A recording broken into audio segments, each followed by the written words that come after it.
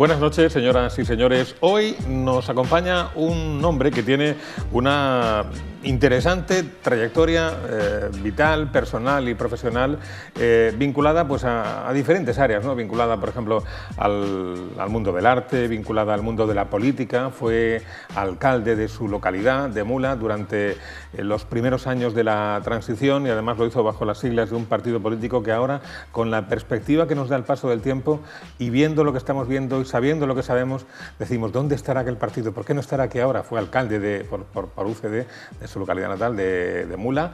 Es un hombre vinculado al mundo de la empresa, no en vano es empresario también, y ahora también vamos a conocer su faceta como escritor porque acaba de publicar este libro que se titula 5%. Consigue ser parte del porcentaje de empresarios que triunfan. Su autor, como seguramente muchos ya habrán intuido por la presentación que hemos hecho, es Antonio Hernández Cava. Señor Hernández Cava, buenas noches. Hola, buenas noches. Gracias por la invitación. Gracias a usted por venir. Lo primero que queremos aclarar, y él ya se ha encargado de hacerlo para evitar malas interpretaciones, es que lo de 5% no habla ni de mordidas ni de nada parecido. Antonio. No, es verdad.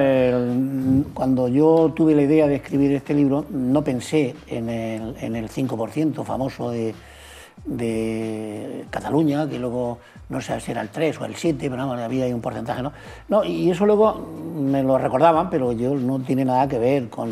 Realmente el 5% es lo que yo, desde mi punto de vista y con lo que yo conozco, es el porcentaje de empresarios que subsisten desde que se inicia la vida empresarial de una persona hasta que termina más o menos a los 65 años, ¿no? Entre los 30 y los 65 años viene más o menos la vida empresarial, ¿no? Bueno, pues de los que empiezan a los que terminan queda un 5%, ¿no? Y luego de los 5%, la segunda generación ya puede dejar un 1 y la tercera no queda ninguno, ¿no? Entonces, por distintos motivos, ese es el motivo del 5%, no tiene nada que ver con la mordida, ¿no? ¿Por qué baja tanto la estadística? ¿Por qué solamente un 5% sobrevive o no triunfan? Yo creo que me quedo corto. Vamos a ver, si cualquier persona en su pueblo, en su ciudad, en su barrio, en su calle, comprueba las empresas que hay y las que quedan, verá que no queda ninguna de las que hace 40, 30 años habían, ¿no? Tampoco es muy difícil.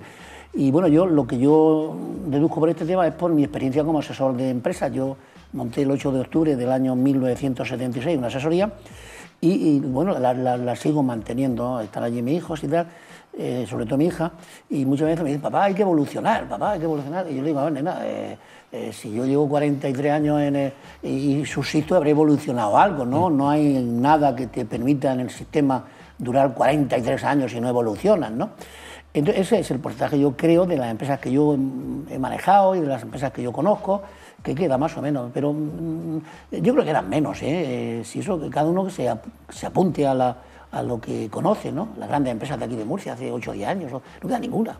Y las nacionales, pues no queda ni el Banesto, no queda ni el BBVA, ni el BBVA se queda, pero no queda el Popular, no queda Caja Murcia. ¿Quién iba a decir que Caja Murcia se iba a ir al garete? ¿Quién iba a decir que la CAN se iba a ir al garete? ¿Quién iba a decir que...? Yo qué sé, no queda nada, no queda nada, ¿no? Eso es la historia, es verdad, es verdad. Y yo hablo de pequeños empresarios, de pequeños empresarios, no de las grandes empresas. Hablábamos antes de comenzar la entrevista, Antonio, que según su criterio el empresario en este país está denostado. En general tiene mala prensa, se le asocia como alguien voraz, ávido de ganar dinero, con pocos escrúpulos, en fin, en líneas generales la palabra empresario se asocia a esa imagen. No sé, quizás si estoy pecando, estoy exagerando, o si comparte usted, cree que eso es así. No es que no estás pecando ni estás exagerando, te quedas corto. En este país y en el resto de Europa casi, la figura del empresario es una figura denostada, ¿no? Entonces, es una figura que si gana dinero es un sinvergüenza porque gana dinero y si no gana dinero es un sinvergüenza porque no paga, ¿no? Entonces aquí el empresario no está considerado, por ejemplo, como está en el mundo americano, ¿no? En el mundo anglosajón, que el empresario se entiende que es el motor de la economía, ¿no? Hablan del liberalismo como si fuera algo pernicioso, ¿no? Entonces, yo soy liberal, yo cuando estaba, como tú has dicho antes, en la UCD, yo venía del Partido Liberal, de Joaquín Garrido Walker, y él dio una conferencia en el Club Siglo XXI el 13 de diciembre de 1978, los días después de promulgarse la Constitución, y terminaba el libro diciendo, en la conferencia diciendo que al Estado había que sacarlo de las camas de las camas de los individuos, porque el Estado se lleva todo lo que... Entonces, el empresario, mira, el empresario en la Constitución no se nombra, ser empresario es sinónimo de ser sinvergüenza, y desde mi punto de vista el empresario es, en la economía liberal, que no hay otra que yo conozca y con lo que ya estamos conociendo, que dé posibilidades con sus defectos, ¿no? Para que haya bienestar, el empresario es el motor de la economía, el empresario es el más importante de una empresa. Y eso no quiere decir que enseguida nos vamos a que los trabajadores son los más importantes, no, el empresario es el importante. Los trabajadores son muy importantes, pero no tanto como el empresario. Los trabajadores, el empresario los contrata, los cumple con sus normas, les paga lo que tiene que pagarles, si son buenos los va a mantener, si no son buenos los va a despedir, si le hacen falta más, contrata más, pero el motor es el empresario. El único que produce riqueza es el empresario a través de su empresa. Los demás lo captan. La administración no produce. Cuando yo me quedo sorprendido cuando la administración dice vamos a crear empleo. Usted no crea empleo. Usted lo que tiene que hacer es no meterse mucho y no apretarle tanto a los empresarios. Por ejemplo, yo ahí digo que el primer enemigo de las empresas son las administraciones, que se quedan con el 80%, de un tirón con el 80% de lo que se produce en la empresa. Y luego, del otro 20%, se quedan con el resto, ¿no? La administración es la que administra todos los recursos.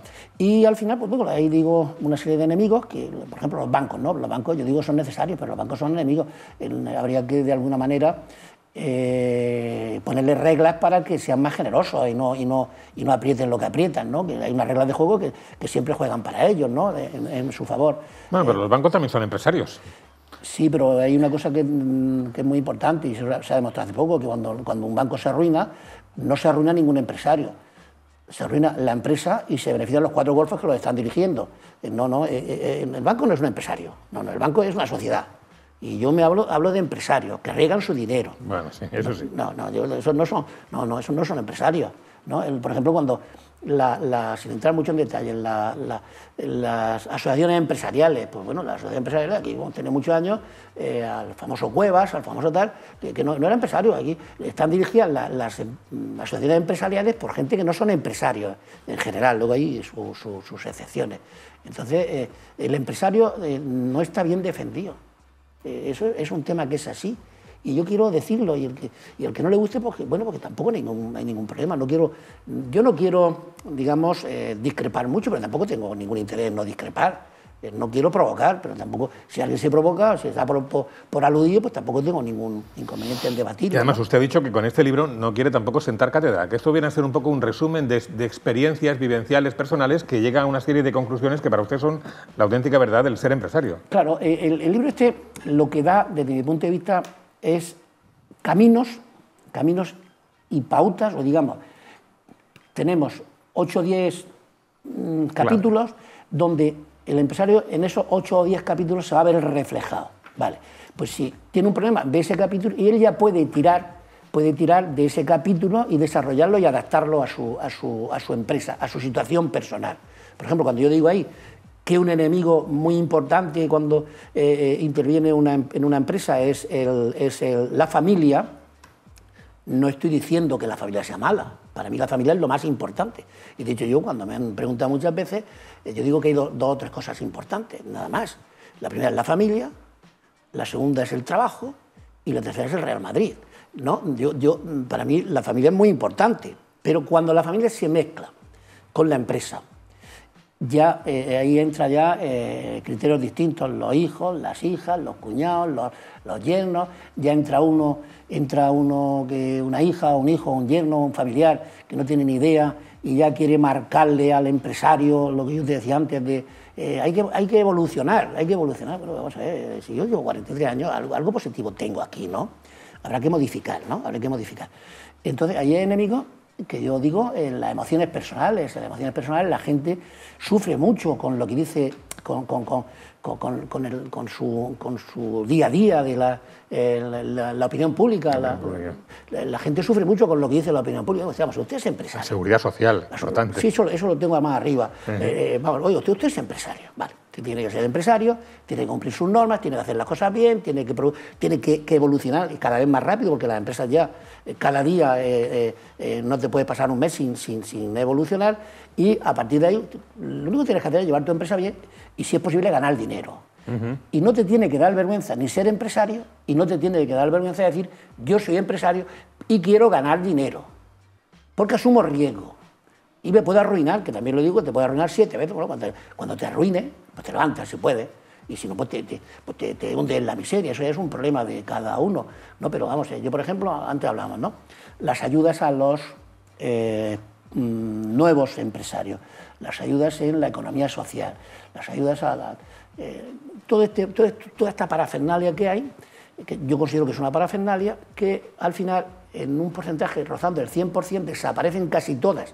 Estas nuevas empresas, estos nuevos emprendedores, desaparecen casi todas, y con un poquito con mucho menos dinero y con un poquito de ayuda, si se le echara una mano al empresario que ha tenido un mal momento en un momento de crisis como así este que estamos pasando, os ha pasado, pues se habrían levantado mucho más. Por ejemplo, hacen una ley de segunda oportunidad. Bueno, pues me parece que de 400 y pico mil casos que fueron a los juzgados, después de varios años, uno, pequeño, en Sevilla o en una provincia de Andalucía, uno salió adelante. ¿Por qué? Porque eso lo hace en la administración, las decisiones las están tomando gente que no ha sido nunca empresario, gente que no ha pisado una empresa y entonces no conoce la realidad de la empresa. No la conoce porque son funcionarios, y los funcionarios no son empresarios, los funcionarios son funcionarios. Hay una cita, que el que quiera puede leerla, de Marco Tulio Cicerón, que termina diciendo, es un poco más larga, pero termina diciendo, más o menos textualmente, y hay que quitar la prepotencia de los funcionarios. Porque los funcionarios se creen que son los amos del mundo. No, usted es funcionario, usted tiene todos los derechos del funcionario, pero usted no ha sido empresario nunca, no ha sido nunca empresario, y por tanto no se ha llevado a una empresa. Porque, entre otras cosas, para ser empresario hay que tener un estómago que no quiero decir cómo tiene que ser el estómago, ¿no? Tiene que ser muy grande y que tiene que tener los jugos gástricos, los tienen que destruir muy fácilmente para poder sobrevivir, ¿no? Entonces, nadie se acuerda que en esta crisis del 2008 para acá, incluso con los brotes verdes, sin brotes verdes, uno de los grandes perjudicados ha sido el empresario, que no tenía prestaciones de desempleo, que no tenía nada, y que han pasado hambre, muchos empresarios han pasado hambre, pero hambre física, no es ¿no? Entonces, claro, el pobre pensionista, el pobre trabajador, los pobres funcionarios, los pobres tal, pero usted, que aquí hay 3 o 4 millones de empresarios, no de grandes empresarios, que había que hacer una distinción entre las grandes empresas y los pequeños empresarios, los medianos empresarios, y de eso no se acuerda nadie. Y eso, pues hasta donde se pueda, pues hay que modificarlo y punto. Y el que no le guste, pues puede tomar algo, se puede tomar una tónica con ginebra y con limón, que es un poco, se le quita Pero esa es la verdad, esa es la verdad que yo tengo, ¿no? No sé si posiblemente tú no estés de acuerdo conmigo, pero...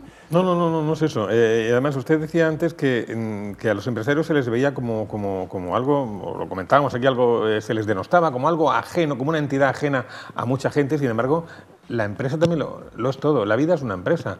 La casa de cada uno es una empresa, donde estamos constantemente tomando decisiones. Luego, la figura del empresario como tal no debería verse, según su criterio, como se está viendo en este momento, ¿no? No, mira, yo ahí en el libro, pequeño, pero ahí toco casi todos los clavos, ¿no? Si tú de cualquier cosa que me preguntes, algo digo ahí, sí.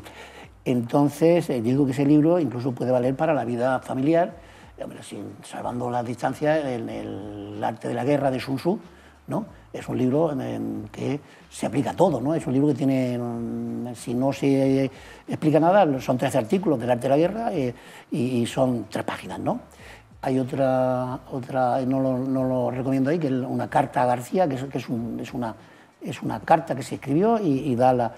Entonces, eso es así, eso es lo que estamos hablando, es así. Mira, yo hace poco hablaba con una persona de mi entorno, y yo el libro lo he escrito como he querido, pero he preguntado a mucha gente, ¿no? Y he preguntado, quiero agradecer, por ejemplo, a mi hijo Iván, que me ayuda mucho en el tema de la informática, un socio que tengo, Paco Alcaraz, que también me ayuda mucho, me anda ideas y tal, y un amigo me anda ideas, ¿no? Entonces le preguntaba los otros días a una persona de mi entorno, le decía, oye, ¿qué es un empresario? Y ella me decía, bueno, así de golpe no lo sé, pero bueno, alguna opinión tendrá de lo que es un empresario. Y cuando le insistí un poco más, me dice, ya le aprieto un poco, dice, bueno, yo creo que un empresario es una persona que gana dinero sin trabajar. ¿No? No. Fue directo, ¿no? No, lo decía de buena persona, lo decía de buena fe, ¿no? Pero bueno, ¿qué es un empresario, no? ¿Qué es un empresario? Bueno, pues una persona que gana dinero sin trabajar, ¿no?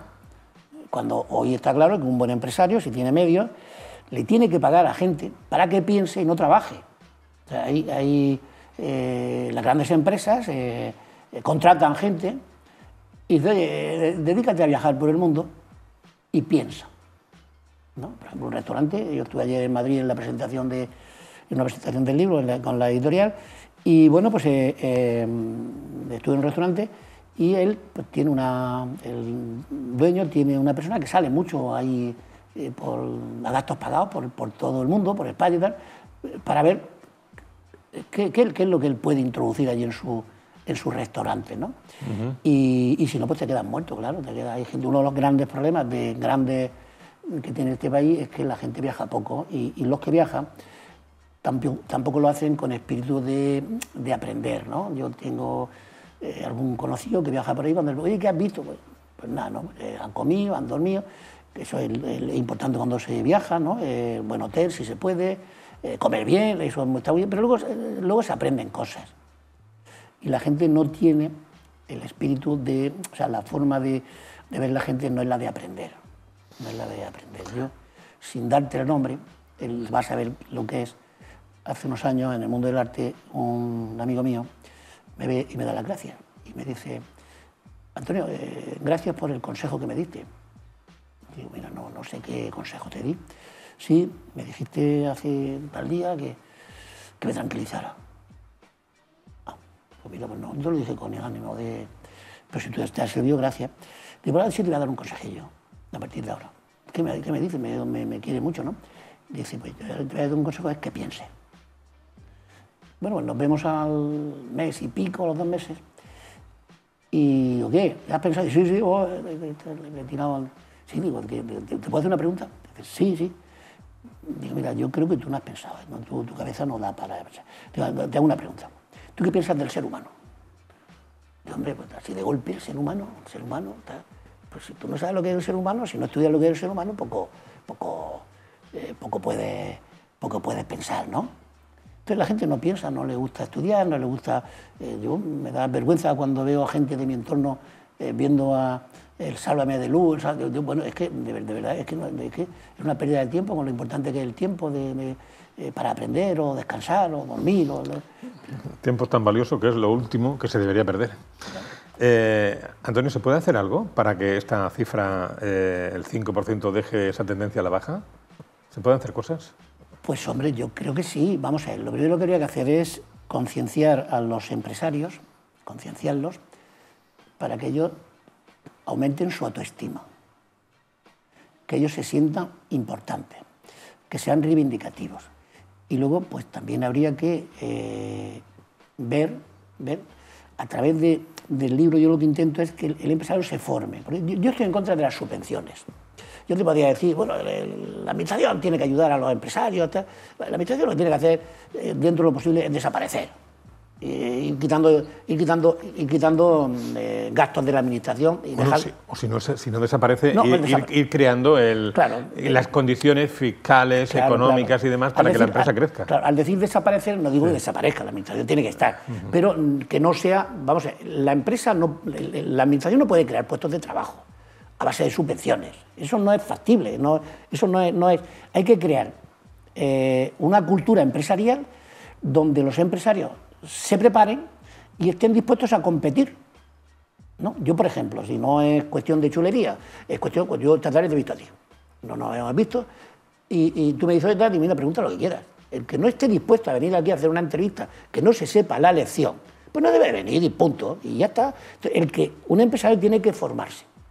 Tiene que formarse. Y a través de la formación que ahí tiene, yo le doy los hilos para que se forme, y los hilos que no dé, pues se los busque, que se los puede buscar, a través de la formación y a través de la aceptación por parte del empresario, eso, la empresa irían para adelante, pero tienen que ser los mismos empresarios. Es que si no caemos en la misma... yo te podría haber dicho lo fácil, hay que crear el ambiente, la administración tiene que estar para lo que está, ¿no?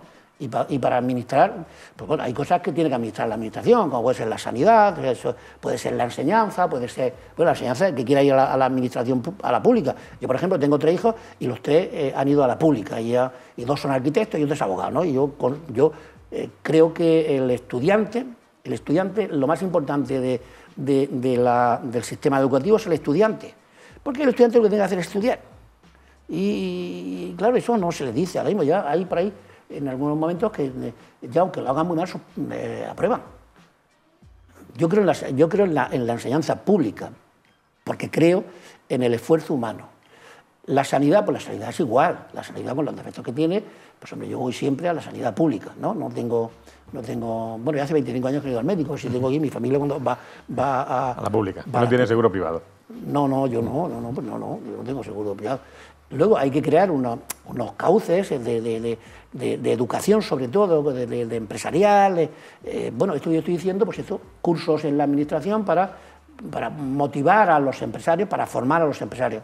Hacer cursos donde realmente el empresario, no los directivos, porque es que, vamos a ver, hay muchos cursos para trabajadores, para directivos, para CEOs, para tal, pero para empresarios no. Para empresarios no hay cursos.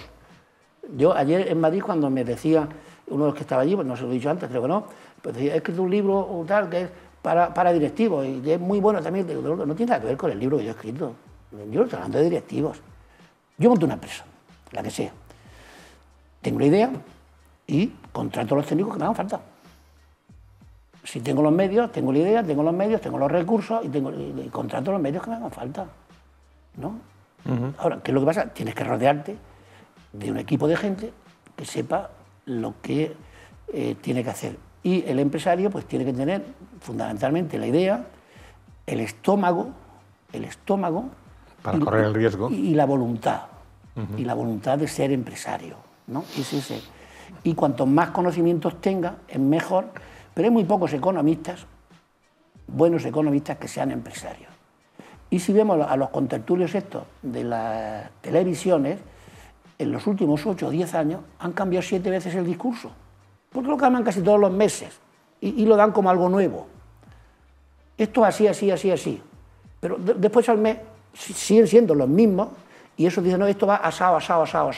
Y se cree que somos tontos. Y es que este es un país, me imagino que otros países es igual, que nos toman por tontos. Eso tú lo ves, ¿no? Lo ves en los debates, ¿no? Se ve manifiestamente claro. Claro, el mismo contertulio te defiende de una cosa y mañana te ve otra, te dice otra.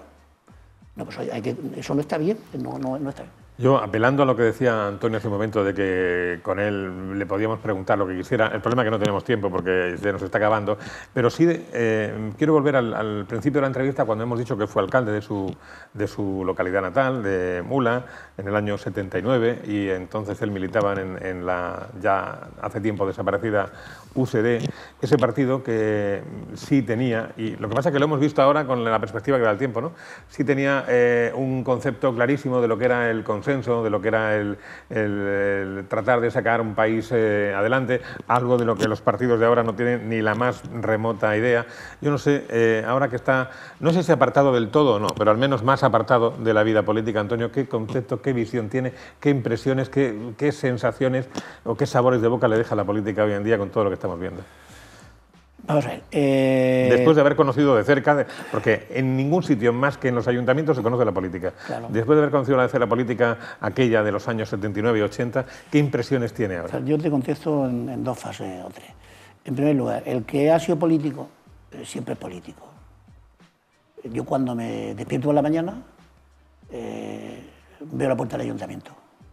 No puedo evitarlo, ¿no? Porque yo soy político y esos temas siempre los llevas ahí. ¿Cómo lo veo? Pues mira, yo voy a ser un poco transgresor. la gente tiende a responsabilizar a los políticos de todo, ¿no? Los políticos son los grandes culpables. Vale. Pues la gente lo que tiene que hacer, desde mi punto de vista, es formarse y luego votar con conocimiento. Y mientras no haga eso, pues los políticos que hay son los que nos representan, ¿no? Yo, es que, vamos a ver, el voto es el voto.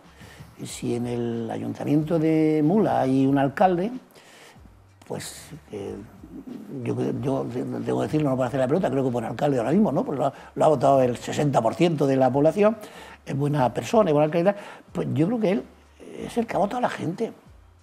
Y la gente, si en las próximas elecciones no le gusta el alcalde que hay, pues tendrá. Entonces, ¿cómo veo yo la política? Pues hombre, la política, ahora mismo lo que pasa es que la gente pasa de política. La gente no sabe lo que pasa. Tú a la gente le preguntas, ahora mismo, no te voy a hacer a ti la pregunta, porque a lo mejor no quiero... Pero la gente, el 99,99% no sabe, a partir de Ballesta, de Pepe Ballesta, no sabe quién son los concejales de Murcia. El 100% casi... Hombre, a alguno le digo. Si no, digo tú, sí, tú. Sí. Ya. Claro. No, pero es cierto lo que dices. Los diputados no te digo. Yo te digo, por ejemplo, o sea, aquí hay una diputada que la legislatura pasada no vino y ahora está también, que es del Partido Popular, que es la mujer de uno tal. ¿Quién es ese? No sabe nadie quién es. La han votado. ¿No? Del PSOE pues no digo nada, los de Podemos, que yo no sé quién son los diputados de Podemos. Entonces, bueno, la gente tenemos que informarnos y luego votar. Y si no hacemos eso, pues nos tenemos que tragar lo que tenemos.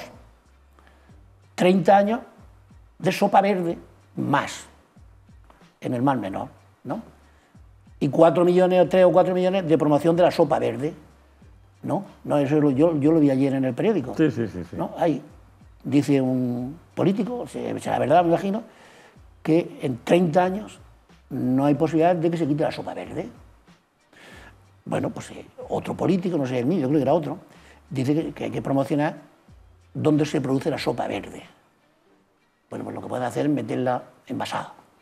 Entonces se hace sopa verde, de origen, con denominación de origen.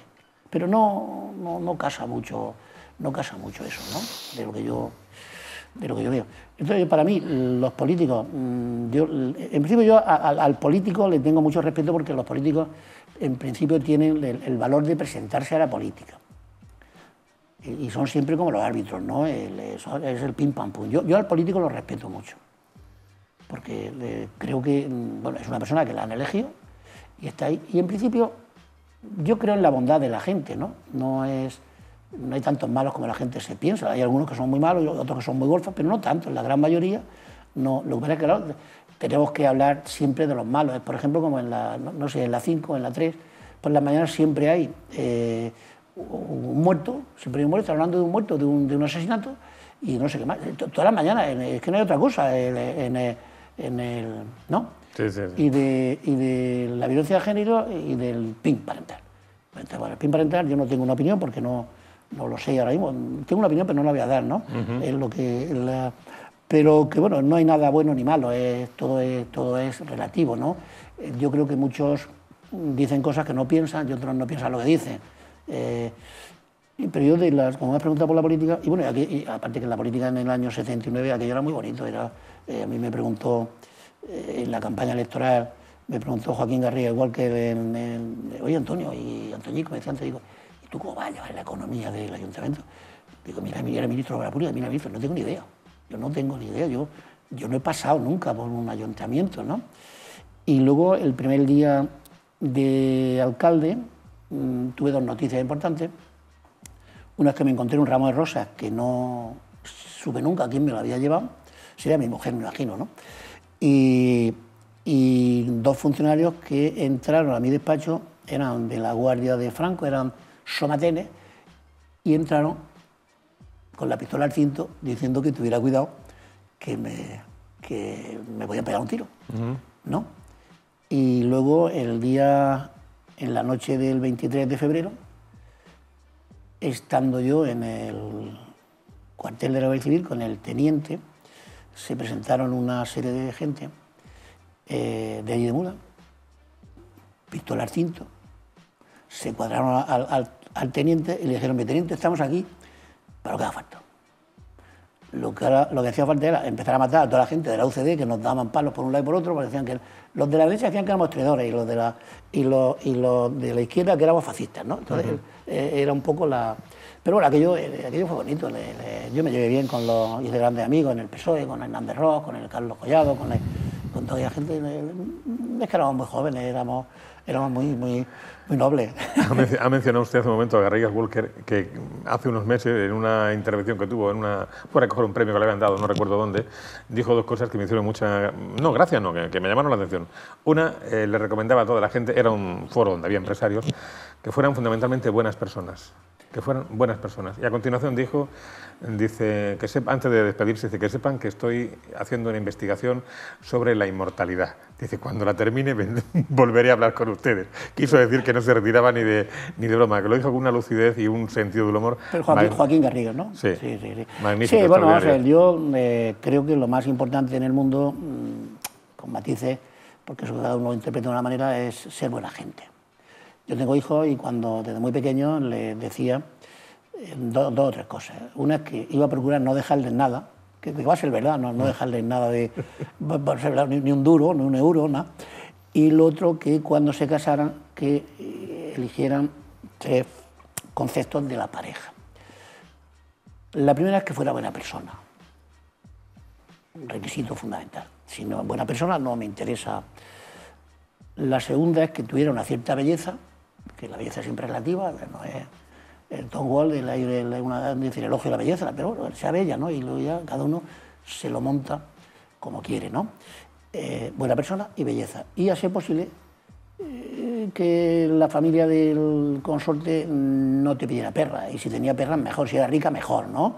Si no tenía no pasaba nada, pero que no fuera una carga para ti, ¿no? Buena persona, fundamental, bella y que tenga recursos, ¿no?